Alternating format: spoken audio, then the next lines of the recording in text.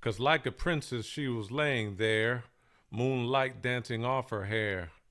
She woke up and took me by the hand. We made love in my Chevy van, and that's all right with me. Sammy Johns, 1973. And while I'll take this minute, I want to thank everybody here for helping us at Life Examined, which is the show that you're watching now, the program that you're watching now, for reaching 1,000 subscribers earlier last week. And let's get started. Why quarterbacks? In the early days of American football, the quarterback stood a quarter of the way behind the line of scrimmage. This was back in 1876. It's reported that 18% of Americans watch 6 or more hours of football per week during their season. 6 or more hours of football per week. Of the people that watch 6 or more hours, 26% are men and 11% are women. By demographics, millennials watch 21% of 6 or more hours a week, and Gen Xers watch 20% of dedicated time to the sport of American football. Of those who watch 6 or more hours a week, they're added to that total are 11 hours of football related shows on the radio, but also podcasts. The average NFL fan watches 100 hours of NFL action through the regular season, and playoffs. Why do people watch football? Why? Or American football, right? Other parts of the world they call soccer football. For social connection, shared with friend and family, camaraderie with others with the same passion. Also for excitement and entertainment, the action, the drama, the unpredictability of outcome. It triggers an emotional and physiological response like adrenaline and dopamine rushes. They also watch it for escapism, the release from daily stresses of life. It allows fans to focus on the game and forget personal challenges in their lives. That's why you have 6 or more hours. Identification with the athletes is another reason, because of their stories and their athleticism, and they represent stories of inspiration. And also because people live vicariously through the achievement of these athletes. Also because it has become a cultural phenomenon. Events like the Super Bowl become cultural milestones, attract people from casual viewers to regular viewers, with things like commercials, with things like the halftime shows, and also these things solidify its place in American society. Gambling. 35% of Americans are expected to wager money through legal sports betting. 35 million Americans. The total amounts wagered are projected to be $35 billion and up. The NFL is the most popular sport to bet on, followed by the NBA. Watch some of those legal trends that are happening now in the news. Legalization also has led to the spread of legal sports betting and also to this number of huge amounts of betting. 38 states offered legal markets since 2018. 40 million plus are planned to bet online this year, right? With the rise of legal betting and online betting. But just know that there's no evidence that the NFL is rigged or fixed or scripted. And the claims are fought this way. They say that the NFL says that the claims are speculative They're made because of controversial calls and also because of the rise of legal sports betting and also social media conspiracies. These claims are dismissed by the NFL, the league, because of these things, because of the players, and also not only does the league reject these claims, but also do sports analysts also reject these claims, and these are their arguments against NFL rigging. It's too much of a financial risk with everything involved, because at the moment that someone knows that you are gambling or the outcome is predetermined, it's a big risk for the league, a financial risk for the league. So why would anybody partake in this? Also, logistical improbability. The logistical improbability means that how could it happen? So many people involved, all the intricate webs that have to go in and out and moving from state to state, and all these things have to collude together for to make it it makes it an logistical improbability. So why would the NFL even think of doing this? Why would people even think that it's happening?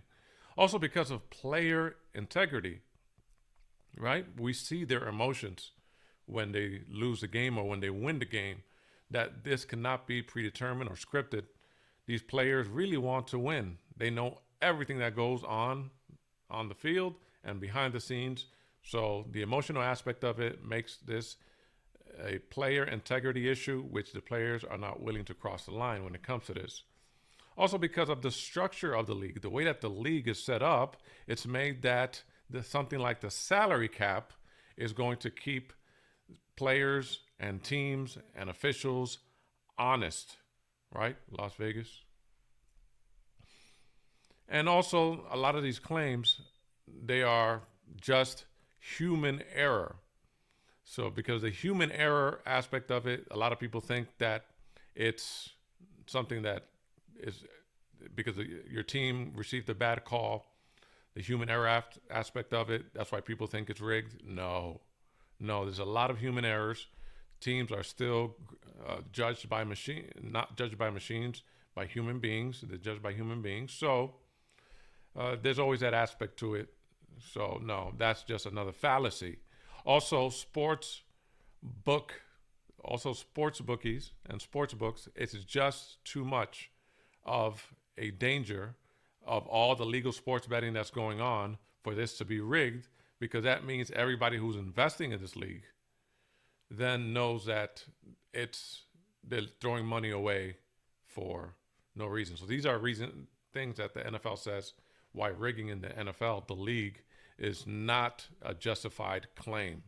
Of course, we've never had this happen before.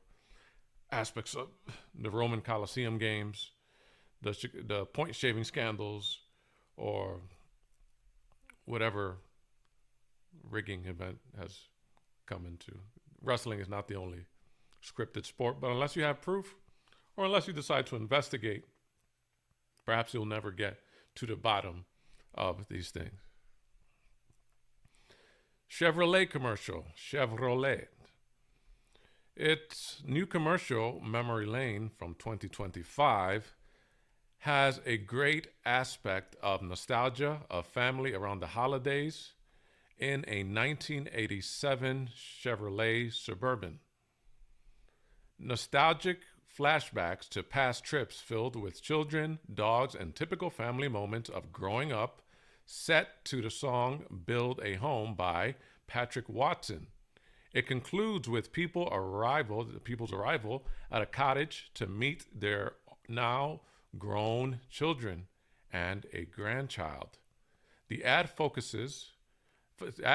follows a tradition by Chevrolet of emotional holiday campaigns from Chevrolet, using a vintage vehicle with a strong sense of family and heritage.